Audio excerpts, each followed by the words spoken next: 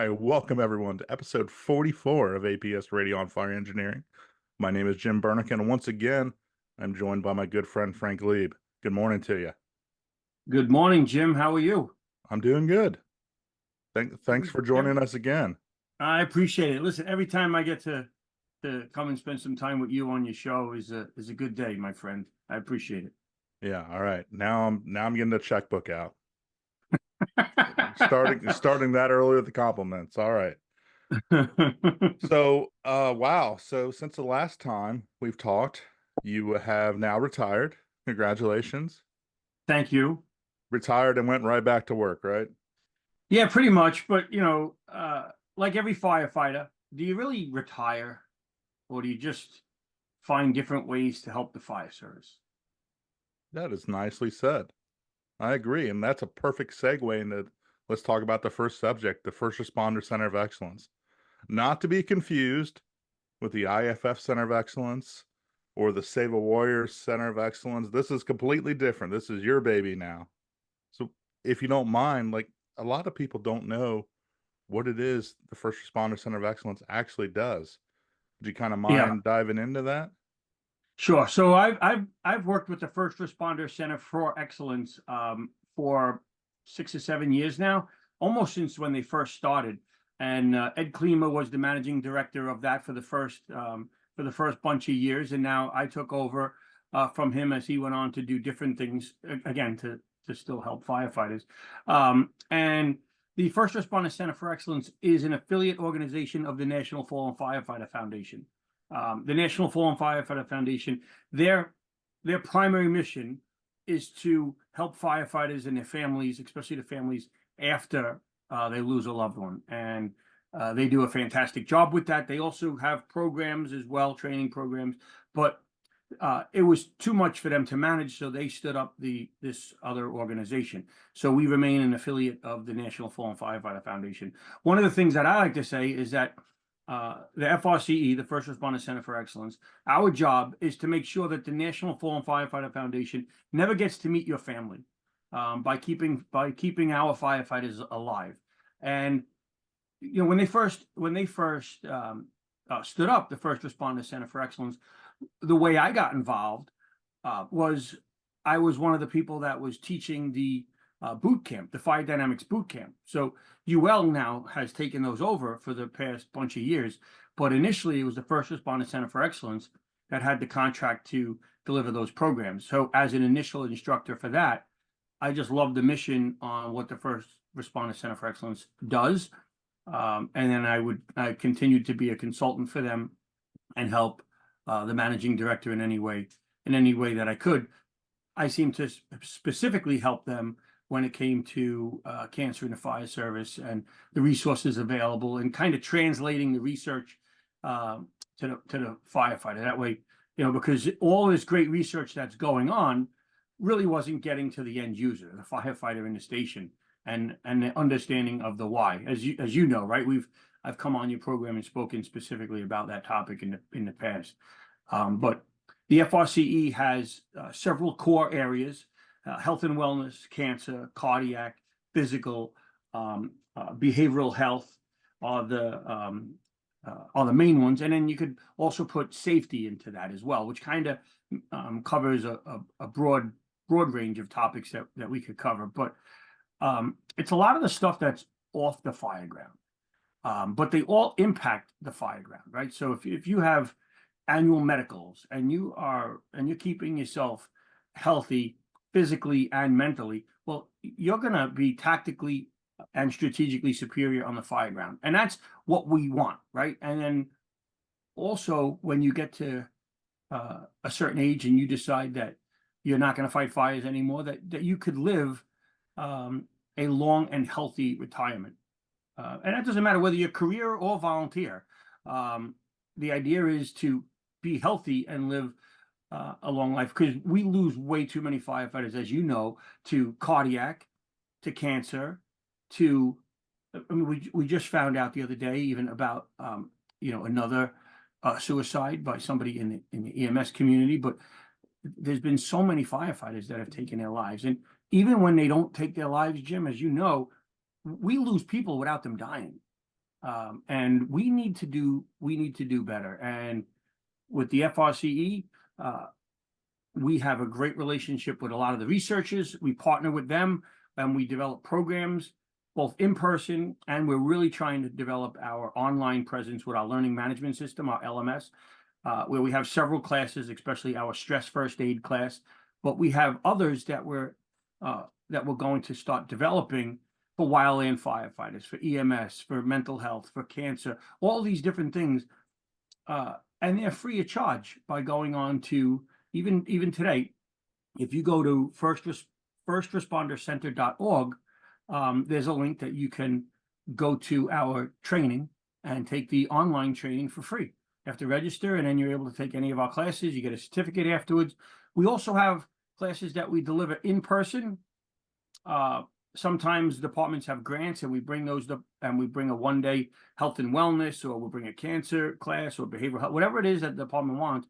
We have a deep bench of instructors that we can bring in and do a 1 or 2 day program, whatever, wherever people want. And right now we have some funding where we're delivering a few of them. One is later this week. That's going to be at the FDNY Fire Academy. We have another one that's going to be out in Orange County, California, one in Urbana, Illinois. So we're bringing these programs out there, and go on our website and sign up, because these classes are no cost for the attendees. And you're also helping out with the Science to the Station, right? Yeah, that's correct. So the Science to the Station event, so we have, it's going to be held in conjunction with the Fire Administrators Summit later this year.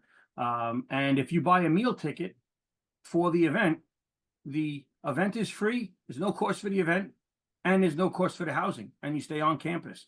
And you could come in. I'm going to come in on Friday and wind up staying. The U.S. Fire Administrators Summit is on Tuesday, and you can stay for the whole time and for only the cost of a meal ticket, which is really inexpensive. You talk about a pretty good deal.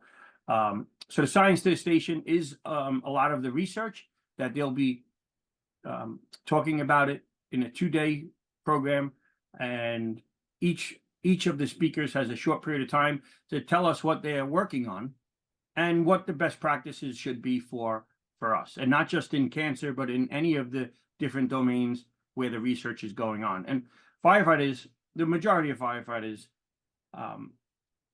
really don't understand how many people are working behind the scenes with research and everything for our benefit. It's really incredible. We work with the FRCE, for example. We are working with researchers from University of Miami, University of Arizona. Our newest partnership is with the University of Pittsburgh and the University of Iowa, Skidmore University. There's so many partnerships that we have. We just finished up a partnership with Movember, and these are all different things to bring additional training with other people that are doing great work out there. And that's kind of what we are. We are the facilitator to get this information out there to the end user. So I appreciate the couple of minutes to speak about that, because that's it's so important, especially there's departments that don't have big budgets around the country. I mean, I was teaching somewhere not too long ago, and they told me that if they want to buy new bunker gear, that they have to do fundraisers for it. Like, how have we gotten to the point in this country where we don't even have adequate equipment to protect ourselves?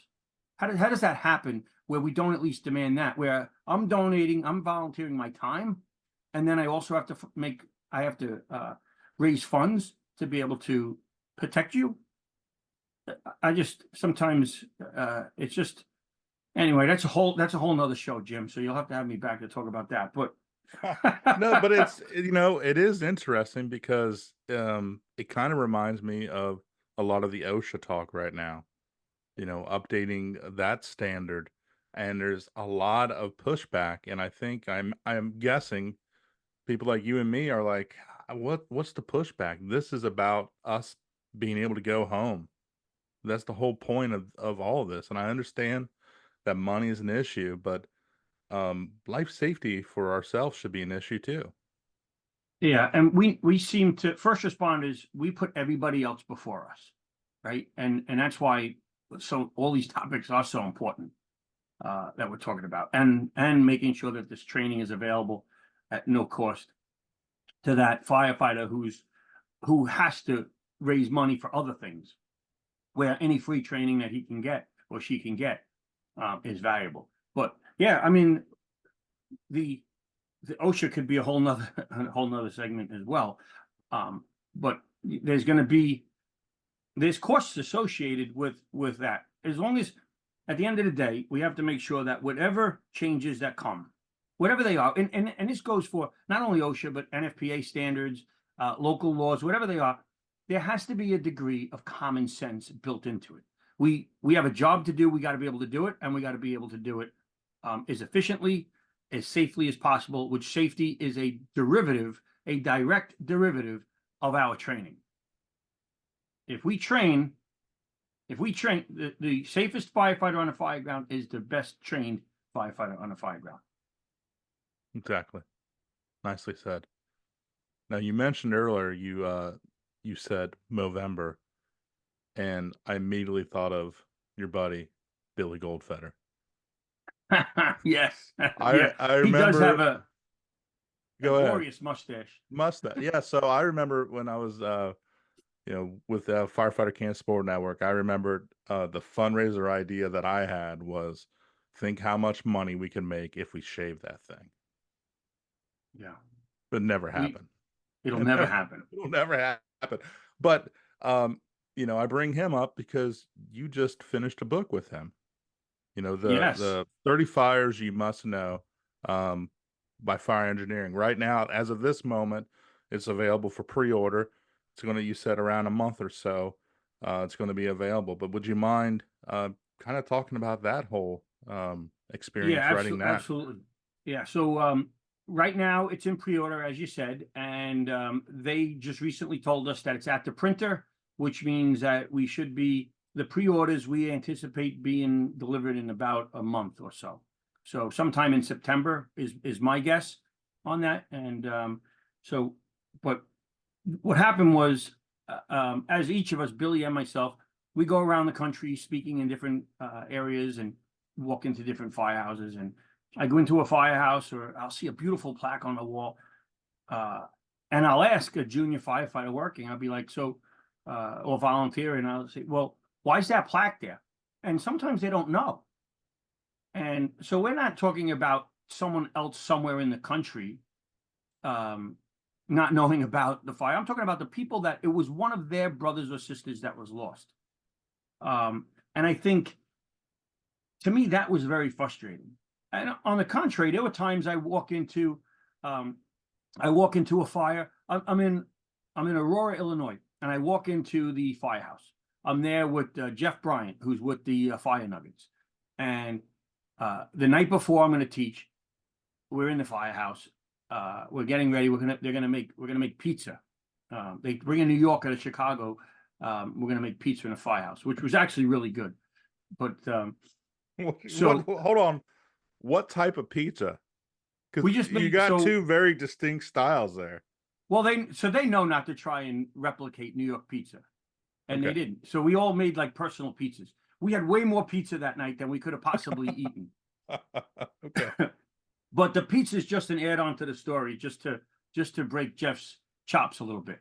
But the real value of this story is on their wall, on their apparatus floor. They have every member who's ever been part of their organization is listed. And I saw next to two of them together, they had a cross next to them. They had a third firefighter as well that had a cross, but these were two together. And so I knew, all right, these firefighters must have been killed in the line of duty. As I'm waiting for them, the two younger firefighters are checking the apparatus, and I'm standing there. I type in their name, and boom, pops up what happened to these firefighters. They were killed when a wall, I believe it was a Walmart, not a Walmart, it was Woolworths, collapsed many years ago, killing the two firefighters in front of the wall of the building. And I'm thinking, wow, that is a lesson learned decades ago that is still applicable and relevant today. And I said, I wonder if these firefighters know what happened to them. So Jeff comes back from doing what he was doing. The two young firefighters come over. and I ask the firefighters, hey, tell me about these firefighters. And I'm not sure if they're going to know or not, right? And they immediately tell me exactly what happened. And when I Googled their names, not only did it come up what happened, but there was, even though this was like decades ago when there wasn't video readily available, there was even a video of this of the collapse. And those firefighters knew everything that I had learned about their brothers. And Jeff Bryant is standing there, and he's like a proud papa, right? He's got more than 10 years in the department. He's prime ownership of the department. He's in that group. And you know, the fact that his brothers knew that was really, for me, that was great to see. That is, when we talk about culture in the fire service, understanding your history, a training culture, all these different things, that's what we're talking about. But that doesn't exist everywhere. And I mentioned that because I would never call out a department that didn't do it right, that the brothers or sisters didn't know. But far too often they don't know. And in New York City, what we did was we took 100 different fires, most of them where firefighters were killed in the line of duty, going back the whole history of the FDNY. And we didn't include, we had a firefighter killed when a trolley car hit them. Well, we don't have trolley cars in New York City, so we that's not relevant so much to today. Another one where he was kicked by a horse, stuff like that. So we didn't include those. We lost our line of duty deaths include members when they were killed in the line of duty, serving our country in all of the different wars. So we made a remembrance bulletin for these 100 fires, and we made one for our veterans, for all of the people that were killed in action. And on the anniversary of it, we send it out to the companies that were involved. We blew up copies of these to tabloid size, which is like half poster size, sent them to the companies with a frame that they can frame these and put it next to their plaque. So that was one of the things that we did in the FDNY. And then we printed all those 100 and put them in a book and sent them to every company in the job so that everybody remembers it. Then I'm talking to Billy G about our mutual annoyance when firefighters don't understand our history. Because if you talk to a firefighter that has any time on a job and you say Hackensack Ford, if you say wall bombs, if you say the McDonald's fire on Valentine's Day, if you say the Father's Day fire, like I know, right? So as I'm saying these different fires, Jim, I know I could see it. You're thinking of a couple of points of that fire, and that is your Rolodex or your hard drive to make sure that we don't repeat the lessons that we learned from our brothers and sisters paying the ultimate price. And that's what this book is a collection of 30 fires from all around the country. Some of them were not fires that killed firefighters. Some were like the Surprise, Arizona with the energy storage system. Well, that's a seminal fire that we need to know about. That was before some of the NFPA codes and some of the standards that would protect us. But we need to know, because energy storage systems are coming everywhere, we need to have an awareness of that. We had Danny Noonan, the first due Irons firefighter at the New York telephone fire. We had him write a chapter on it. And we know that of the 699 firefighters that responded to that, we likely lost hundreds of them to cancer. We just lost Danny Noonan. Danny Noonan just passed away from occupational cancer after decades of battling cancer and after decades of being a tremendous advocate for firefighters. And yet, if people don't understand the takeaways from the New York telephone fire, even though it was in the 1970s, which that's the furthest back we went for any of the fires in the book, then that was like a precursor to what's burning in today's fires. All of the stuff that was burning in there is now, we could find that in a house fire, no less a maze of wires and transformers in one of these buildings that still exist all around America, in these windowless buildings, switching stations and such. So that's the crux of it. And then some lesser known fires are in there as well. But it really touches on a whole bunch. The Ghost Ship fire in Oakland, where firefighters were not killed, but a lot of civilians were, and some of the takeaways from that fire.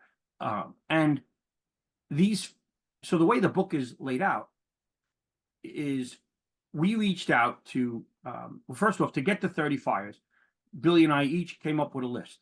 We compared them, and we had more than 20 that we both thought should be in the book. We then sent emails and made phone calls to a bunch of people asking what they thought should be in the book. We then made requests to some departments, and much to my surprise and dismay, some fires are not in this book because departments or individuals did not want to discuss the fire. They did not want it to be part of it. And then we also tried to make it where there was a boundary, because the U.S. Fire Administration and NIOSH and there's not a lot of information on fires, necessarily on fires that happened 100 years ago. Investigations are really relatively new. So we said, let's use the telephone fire basically as the starting point up to current, but it's difficult to have a honest and open conversation about a recent fire because emotions and everything's too raw. So there are a few, but not many that are, in the past couple of years. But so somebody who had firsthand knowledge of the fire, in many cases, they were at the fire, such as Danny Noonan, such as Kevin Kubler, who wrote the Father's Day fire for the in New York City, on Father's Day of 2001, an explosion in the basement of a hardware store. Kevin Kubler wrote the chapter for that, and he was on the hose line and suffered some serious injuries. So it's another viewpoint of that fire, perhaps a viewpoint that we have never heard of. And that's the middle of the chapter. In the beginning is an introduction to the fire, and then at the end are 10 drill points that are somehow related to that fire that you should be using for a drill for that day, that month, however you want to do it. The book is laid out in where the first fire is a January fire and the last fire is a December fire. So you could follow along in the book as the year goes along, which is part of my thinking for how I wanted the book laid out in that chronological order was how we did the remembrance bulletins the same way. But when I was a battalion chief in Battalion 4-6, Engine 287 and Ladder 136, every day they would read out of the last alarm, which is all of the line of duty deaths in New York City, and they would wind up having a drill on the fire. And every morning, that's what they did at roll call. And sometimes the roll call would be half hour. Sometimes the roll call would be 2.5 hours, and they would discuss it. And then they started enhancing the book by inserting other information. But that book was not in chronological order. So on each day, they made their own little sheet that said, okay, go to page 20, 16, and 98 to read each of the three. So this book will be laid out to be perfect for drill. It'll have a corresponding website that'll have additional information for you. So there'll be no such thing as, I didn't know what to drill on, which I can't believe people would ever say that anyway, right? Right between us, Jim, we could name 1,000 things that we could drill on. Or someone says, well, how come you're not drilling? I didn't know what to drill on. What? So this will help solve that issue. But I'll tell you, man, it's been a true labor of love to do this book. And I've met parents of firefighters that have been killed in the line of duty. I've met other brothers that have been at the scene, and it's just been some of the unexpected feedback on that, and it has been really, really big, humbling. I'm sure they have to love the fact that you're using their loved ones as a way to be positive and have lessons learned, and don't let this happen to you. I mean, that's one of the best ways I think to remember them is to pass that on and pass it forward. We best honor our fallen by remembering and passing on the lessons that they provide.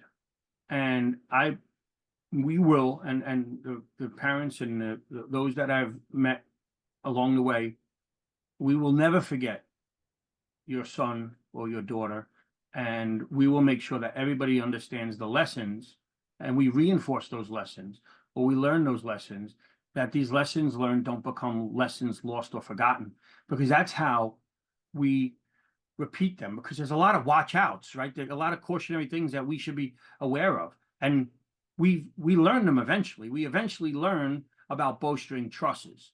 We eventually learn about low intake, high exhaust fires. We eventually learn about fire dynamics and flow path. But, you know, if we could accelerate the learning curve and make it where we don't have to lose so many firefighters, because these experiences to a great deal are transferable, because everybody shouldn't have to experience the fire to learn, to actually experience the fire, and God forbid lose firefighters in the process of learning that. So if we could accelerate that learning curve and make it where the moments that never happen and prevent those moments, right? The moments that never happen matter the most. And that happens by training and preventing them, by understanding what they, you know, in the wildland community, the watch outs, the call outs that they have, that, and that's what we need to be aware of. We know bowstring truss. We know about the cookie cutter type construction in a McDonald's or a Burger King or any fast food restaurant. We know some of these lessons. We know about the low intake, high exhaust. And I think we know about the proper staffing that we need to have. We know about the importance of building inspection. I mean, there's the importance of having a rapid intervention or a fast team there to help. There's so many things that we know. We know about fires in places of worship. The Ebenezer Baptist Church fire in Pittsburgh is one of the fires. And I was talking about that fire recently during a presentation, and somebody that was part of the investigation team was there. And we had a great conversation about that fire. You know, and that collapse happened many hours into the operation. It was after they had already had a backdraft. They had a really challenging below grade fire that already had sent some people to the hospital. So there's so many of these different little tidbits of information that it's about accelerating that transfer of knowledge, because let's face it, we're also not going to as many fires. So it's hard. How do you get all these experiences? And, you know, in this, by reading his book, you'll hear about a fire in a hotel. You'll hear about fire in a telephone exchange, a fire in a McDonald's, a fire in a church, place of worship, in addition to fires in private dwellings. So you think about the different range, because you could go a whole career and not go to a fire in a fast food restaurant, a hotel, and a church. In fact, I would say the majority of people have not responded to a fire in each of those. But when you do have that, we have preloaded you with information that hopefully will give you a better chance to gain tactical and strategic superiority when it matters most. Absolutely love the idea. And I'm not sure there's been any thought into this, but I could see an actual class being taught just off of this book.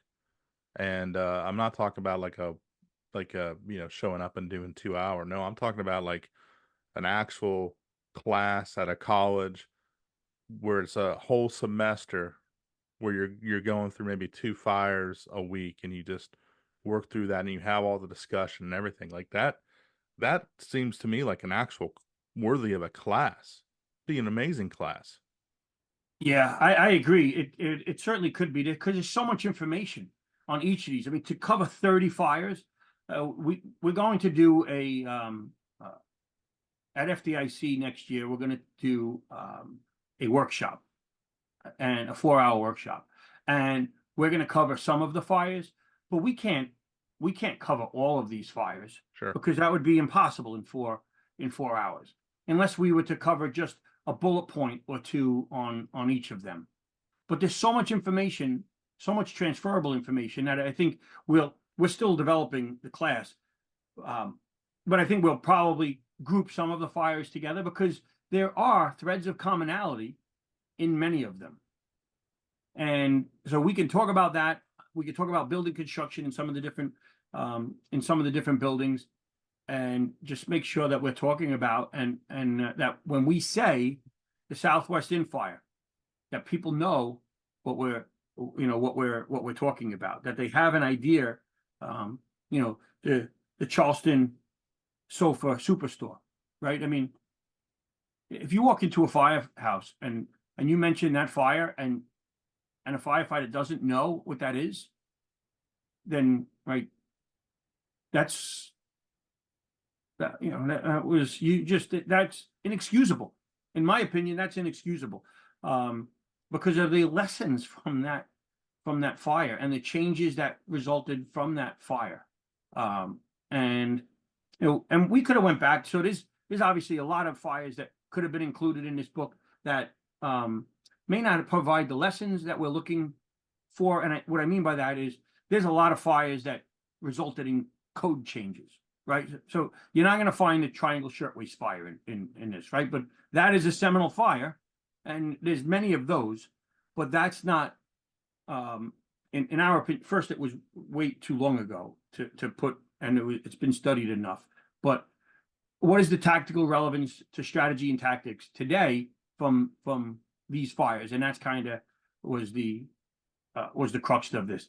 And by the way, we're fairly certain it's going to be a volume 2, because now that we're people hearing about this, to the fire service's credit, we have had so many people that have reached out and say, I want to write a chapter on this fire. My friend died in this fire.